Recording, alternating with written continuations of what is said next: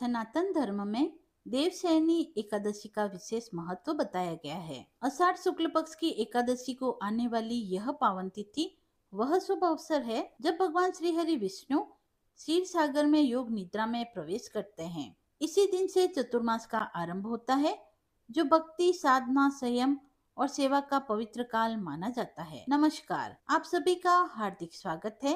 सभी को देवशयनी एकादशी की हार्दिक शुभकामनाएं। क्या आप जानते हैं कि भगवान विष्णु 4 महीने के लिए योग निद्रा में क्यों चले जाते हैं? इस व्रत का महत्व क्या है?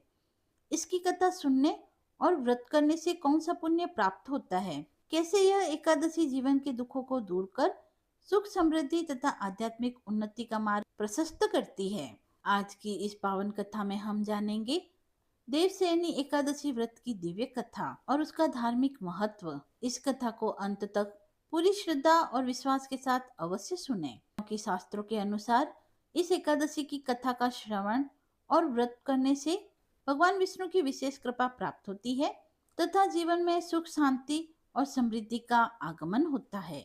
देवशयनी एकादशी की कथा। अर्जुन ने कहा, हे श्री कृष्ण, आषाढ़ माह के शुक्ल पक्ष की एकादशी का क्या नाम है? उस दिन किस देवता का पूजन होता है? उसका विधान क्या है? कृपा कर यह सब मुझे विस्तार पूर्वक बतलाइए। भगवान श्री कृष्ण ने कहा, हे धनुर्धर, एक बार नारद जी ने ब्रह्मा जी से यही प्रश्न पूछा था। तब ब्रह्मा जी ने कहा कि नारद, तुमने कलयुग में प्राणी मात्र के उद्धार के लिए सबसे श्रेष्ठ प्रश्न पूछा है, क्योंकि एकादशी का व्रत सब व्रतों में उत्तम होता है। इसके व्रत से सभी पाप नष्ट हो जाते हैं। इस एकादशी का नाम देवशयनी एकादशी है। यह व्रत करने से भगवान विष्णु प्रसन्न होते हैं। इस संबंध में मैं तुम्हें एक पौराणिक कथा सुनाता हूँ। ध्यान पूर्वक श्रवण करो। मानदाता नाम का एक सूर्यवंशी राजा था। वह सत्यवादी, महान तपस्वी और चक्रवर्ती था। वह अपनी प्रजा का पालन संतान की तरह करता था। उसकी सारी प्रजा धन धान्य से परिपूर्ण थी और सुख पूर्वक जीवन यापन कर रही थी। उसके राज्य में कभी अकाल नहीं पड़ता था, कभी किसी प्रकार की प्राकृतिक आपदा भी नहीं आती थी। परंतु न जाने उससे कौन से देवता रुष्ट हो गए। न मालूम राजा से क्या भूल हो गई कि एक बार उसके राज्य में जबरदस्त अकाल पड़ गया और प्रजा अन्न की कमी के कारण अत्यंत दुखी रहने लगी। राज्य में यज्ञ होने बंद हो गए। अकाल से पीड़ित प्रजा एक दिन दुखी होकर राजा के पास जाकर प्रार्थना करने लगी कि हे राजन, समस्त संसार की सृष्टि का मुख्य आधार वर्षा है। इसी वर्षा के अभाव से राज्य में अकाल पड़ गया है और अकाल से प्रजा मर रही है। हे राजन, आप कोई ऐसा जतन कीजिए जिससे हम लोगों का कष्ट दूर हो सके। यदि जल्द ही अकाल से मुक्ति न मिली तो विवश होकर प्रजा को किसी दूसरे राज्य की शरण लेनी पड़ेगी। प्रजा की बात सुन राजा ने कहा, आप लोग सत्य कह रहे हैं। वर्षा न होने से आप लोग बहुत दुखी हैं। राजा के पापों के कारण ही प्रजा को कष्ट भोगना पड़ता है। मैं बहुत सोच विचार कर रहा हूँ, फिर भी मुझे अपना कोई दोष दिखाई नहीं दे रहा। आप लोगों के कष्ट को दूर करने के लिए मैं बहुत उपाय कर रहा हूँ, परंतु आप चिंतित न हो, मैं इसका कोई न कोई उपाय अवश्य ही करूंगा। राजा के वचनों को सुनकर प्रजाजन चली गई। राजा मानदाता भगवान की पूजा कर कुछ विशिष्ट व्यक्तियों को साथ में लेकर वन को चल दिए। वहां पर ऋषि मुनियों के आश्रम में घूमते घूमते अंत में ब्रह्मा जी के मानस पुत्र अंगिरा ऋषि के आश्रम पर पहुंचे। रथ से उतरकर राजा आश्रम में चले गए। वहां ऋषि अभी नित्य कर्म से निवृत्त हुए ही थे कि राजा ने उनके सम्मुख पहुंचकर उन्हें प्रणाम किया।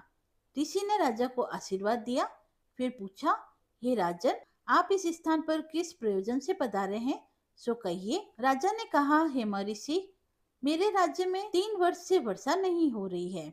इससे अकाल पड़ गया है और प्रजा कष्ट भोग रही है। राजा के पापों के प्रभाव से ही प्रजा को कष्ट मिलता है, ऐसा शास्त्रों में लिखा है। मैं धर्मानुसार राज्य करता हूँ, फिर भी यह अकाल कैसे पड़ गया, इसका मुझे अभी तक पता नहीं लग सका। अब मैं आपके पास इसी संदेह की निवृत्ति के लिए आया हूँ। आप कृपा कर मेरी इस समस्या का निवारण कर मेरी प्रजा के कष्ट को दूर करने के लिए कोई उपाय बतलाइए। सब वृतांत सुनने के बाद ऋषि ने कहा, हे राजन, इस सतयुग में धर्म के चारों चरण सम्मिलित है। यह युग सभी युगों में उत्तम है। इस युग में केवल ब्राह्मणों को ही तप करने और वेद पढ़ने का अधिकार है, किंतु आपके राज्य में एक शूद्र तप कर रहा है। इसी दोष के कारण आपके राज्य में वर्षा नहीं हो रही है। यदि आप प्रजा का कल्याण चाहते हैं तो शीघ्र ही उस शूद्र का वध करवा दें। जब तक आप यह कार्य नहीं करते तब तक आपका राज्य अकाल की पीड़ा से कभी मुक्त नहीं हो सकता। ऋषि के वचन सुनकर राजा ने कहा, हे मुनि श्रेष्ठ, मैं उस निरपराध तप करने वाले शूद्र को नहीं मार सकता।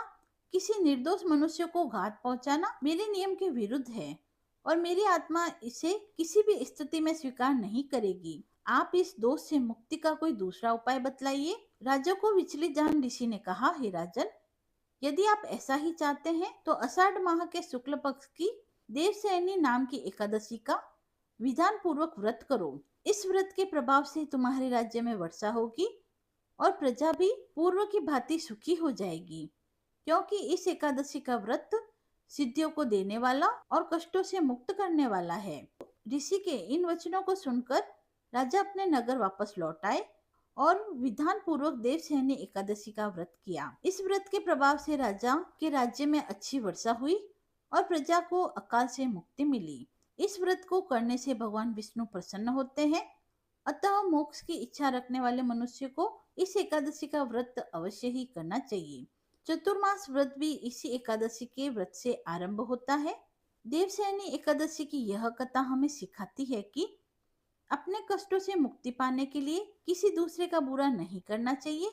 अपनी शक्ति से और भगवान पर पूरी श्रद्धा और आस्था रखकर संतों के कथनानुसार सत्कर्म करने से बड़े बड़े कष्टों से सहज ही मुक्ति प्राप्त हो जाती है।